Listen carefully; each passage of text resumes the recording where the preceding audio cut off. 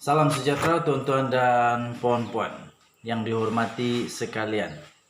Tuan-tuan dan puan-puan, sekali lagi kita masih lagi berlegar-legar di fakta bahawa Datuk Seri Najib Tun Razak sudah disahkan bersalah oleh 4 hakim.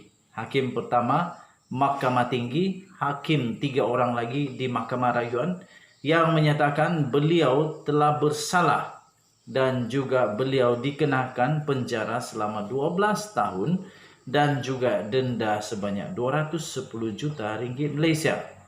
Tuan-tuan dan puan-puan yang dihormati sekalian, yang mengejutkan hari ini adalah daripada Mahkamah Amerika Syarikat telah mensabitkan bersalah, disahkan bersalah pencuri wang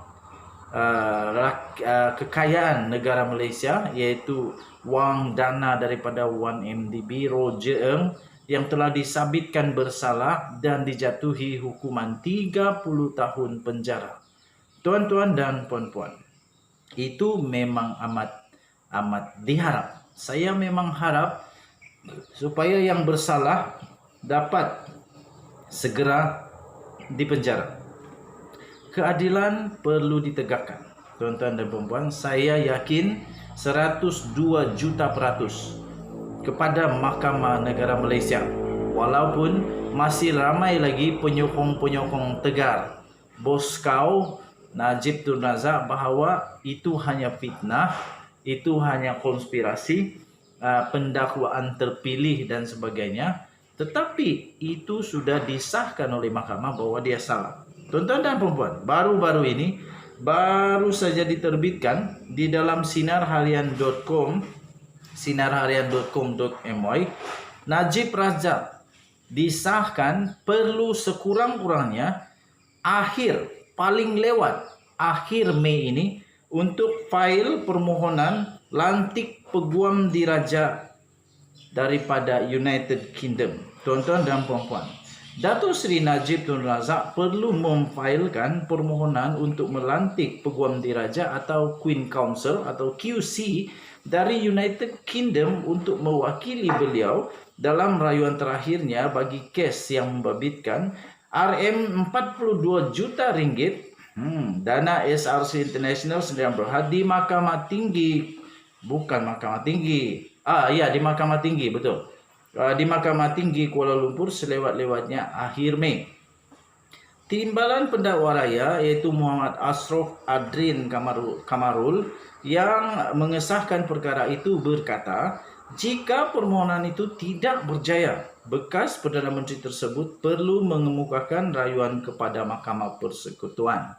Tuan-tuan dan puan-puan, tambahnya dalam kenyataan itu, sementara itu pendengaran rayuan utama akan ditetapkan selepas permohonan QC di muktamad.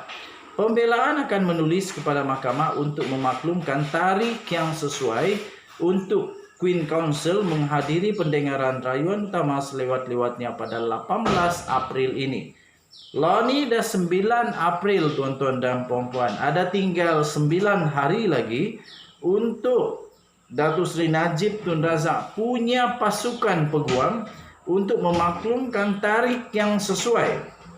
Ada 9 hari lagi yang akan menentukan hidup mati, berterusan atau tidak kerjaya politik Datuk Seri Najib Tun Razak. Pembelaan turut memohon pelanjutan masa untuk memfailkan petisyen bagi rayuan utama selama 2 minggu lagi.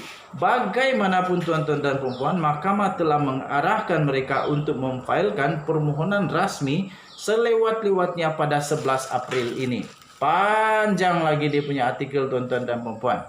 Cuma ada beberapa soalan saya nak tanya. Denyut nadi, suara rakyat bergema di channel ini. Sila komen. Hari itu saya ingat ada satu artikel mengatakan Tan Sri Syafiq Abdullah, peguam bela utama untuk kes Datuk Seri Najib Tun Razak untuk SRC International, dia pergi ke United Kingdom untuk merisik, untuk ialah berjumpalah, mungkin tak tahulah apa dia buat, tapi yang penting tujuannya untuk mendapat bantuan Queen Counsel. Sampai lah ni tak ada lagi berita sama ada Queen Council siap sedia untuk membantu beliau atau tidak. Jadi persoalan utama, sebelum tarikh diberikan 9 hari dari sekarang, adakah peguam diraja Queen Elizabeth United Kingdom sanggup membantu Datuk Seri Najib Tun Razak?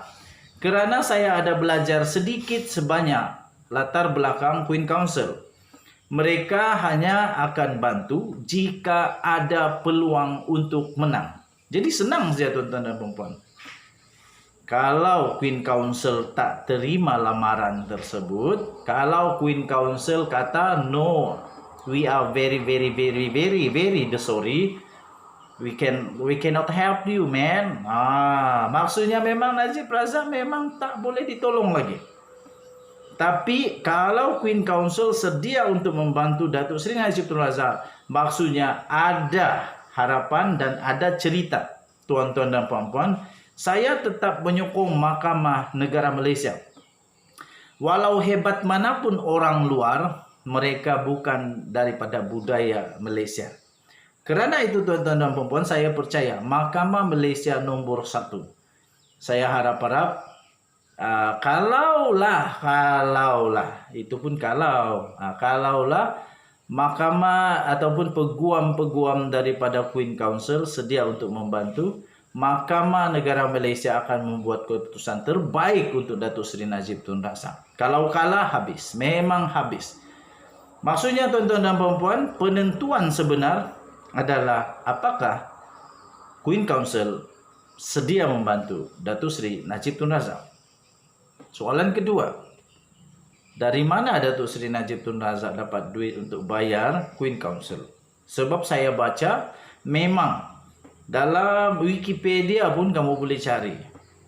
Queen Council punya bayaran tak murah tuan-tuan dan puan-puan. Mahal yang amat. Dan kita sudah tahu, Datuk Seri Najib Tun Razak akaunnya dibekukan dan dia hanya boleh gunakan 100,000 maksimum tiap-tiap bulan. Dia nak cekau dari mana, korek dari mana juta-juta tu. Sebab kita dapat tahu daripada mahkamah juga bahawa Datuk Seri Najib Tun Razak telah membayar syarikat guaman Syafiee Abdullah dengan nilai hampir 10 juta, 9 juta kalau tak silap. Kalau saya silap, tolong betulkan.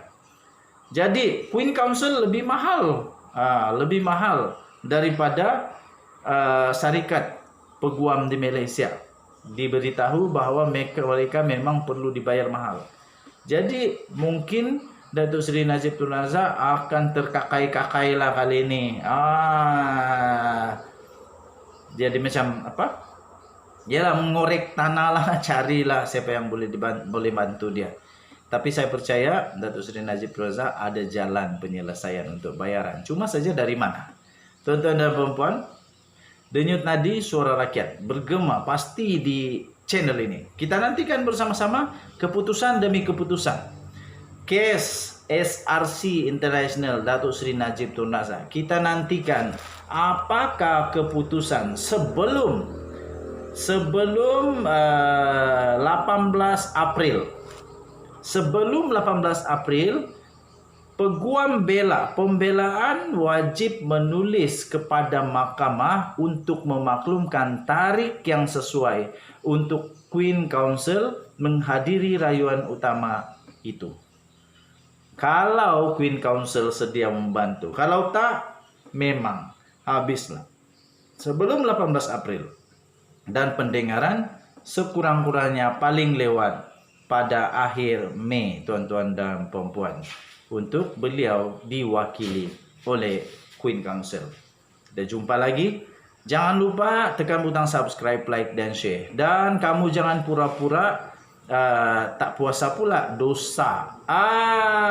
Tuan-tuan dan puan-puan, kita jumpa lagi. Bye-bye.